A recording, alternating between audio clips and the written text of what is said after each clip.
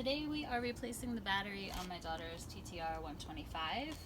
There is a cover over the battery here. There's two 10mm bolts that you have to take off to get the cover out. We got a new battery from Batteries Plus. Just match up this number. The new battery comes with little nuts, and I'll show you how to put those in. They're kind of a pain in the butt, but basically she has a kickstart and it starts fine with the kickstart, but she's also got a push button start, and we'd like to be able to use that because it's easier. Right now, if we turn the key on and try and start it, it's just clicking like that because the battery doesn't have enough juice to turn the starter over. This guy right here is the starter. There's two 8mm bolts and then a little clip for the cable. We pulled the starter out and tried to push start it, and the starter spins, so we know the starter isn't the issue. We're just going to go ahead and replace the battery.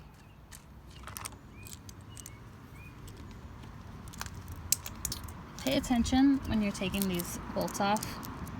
One of them has a sleeve, one of them doesn't. This guy right here has a bigger hole for that sleeved bolt to slide into, and this one just has a flat hole. So you always want to make sure you get your hardware back in the right place. Then we've got two phillips screws holding the battery in place, and it just slides.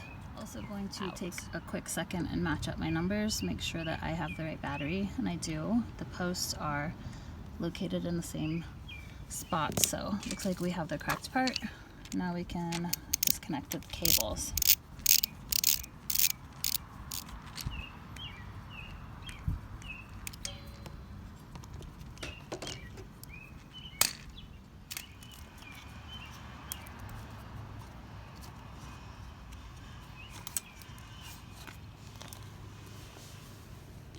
So see, these nuts just kind of sit in here.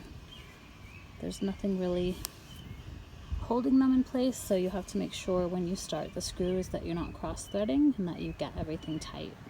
Otherwise you won't have a good connection for your power and ground. So I'm going to slip the new battery into place without the nuts in it so that they don't just slide out and drop into the floor or ground. Then I will get this guy in here. It's kind of slotted either way, so you could put a screw here or here depending on what works best with your bike. On this one I put them on the front so that the cover can sit flush over. It's kind of tricky to see, but first I'm holding this guy out of the way and then watching through this top window.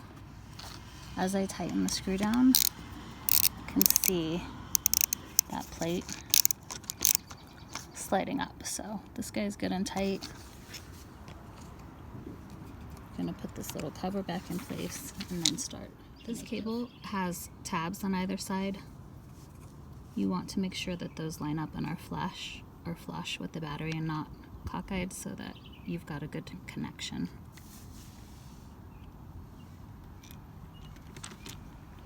And we can see through the side the little nut slide up into place. This guy's tight too. Before I put the cover back on, I want to test it out, make sure everything is good, so that if there was an issue, I wouldn't be pulling the cover. So I was checking to see if you had to have a brake on to start it, and you don't. And if you're in neutral, you don't even have to have the clutch in, but go ahead and fire it up. Voila!